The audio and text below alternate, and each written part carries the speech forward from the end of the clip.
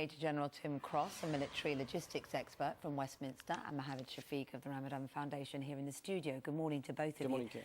If I can come to you first of all, Tim Cross. I mean, of course, you were very much involved in the Gulf War, the later Iraqi conflict, and planning the invasion in 2003. So at this point, are airstrikes the right course of action, do you think?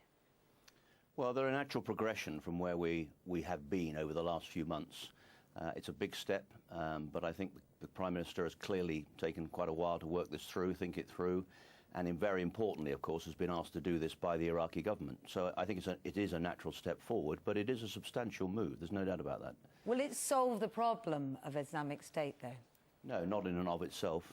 You can't defeat, or you can degrade, you can contain, you can help that process, you can disrupt the lines of communication, obviously command and control centres, headquarters and so forth, but in and of itself it won't solve the problem. No, you have to engage with ground forces.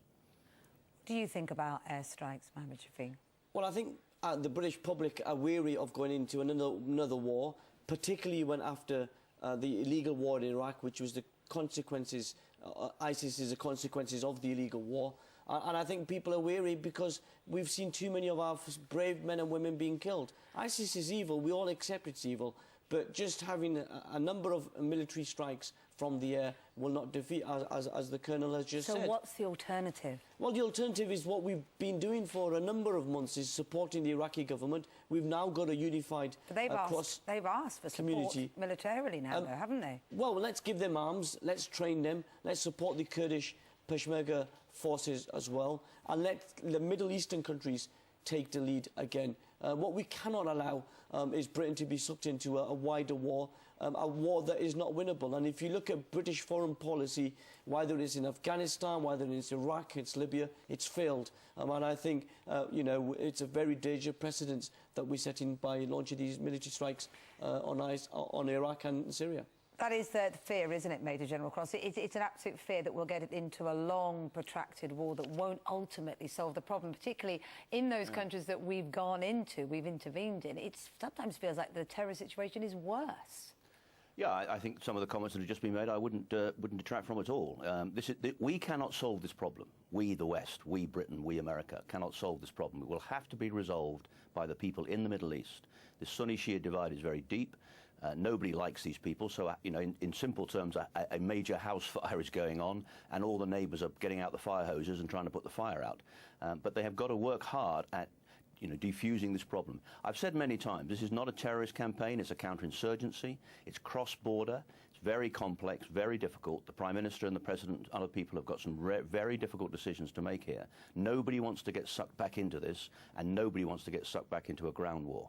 So the ground war is going to have to be fought by countries in the region. We're going to have to help them do that and support them in that, but we are not going to solve this problem, and we are not going to destroy ISIS. This is an idea that will not be destroyed. It can be defeated, it can be dispersed, it can be contained, but it is only the people in that region who are going to deal with this problem. But then do we give up? Because some argue the fact we didn't go into Syria earlier has allowed situations like ISIS to develop and take hold. Sure, and all choices carry consequences. There are no easy answers to this problem. And I've said a few times, this is not dissimilar, it's not exactly the same, but it's not dissimilar to the 30 Years' War in Europe several hundred years ago between Catholic and Protestant. That was a 30 Years' War, plus more around either side of it. This is a long-term generational issue, and everybody's saying that, and they're quite right to say it.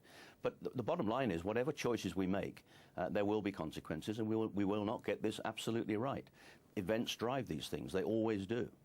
Well, I mean, I must say, Western foreign policy is breathtakingly arrogant. I mean, what we've just seen in Iraq and Libya is we've seen 200,000 being killed in Syria, yet we didn't do anything. Don't the Syrian people, innocent lives matter? We've seen 2,000 being killed in Gaza. No, but that's the point that we should be making. Why now? Why not 4 years ago? Why now? And I think there's a wider context here, which is about oil, it's about power, and it's about influence. And I think the best way forward now is to continue to support the Iraqis and the Syrians and to give arms to them. Well, it's a fascinating debate, a scary debate as well. Thank you very much indeed to both of you.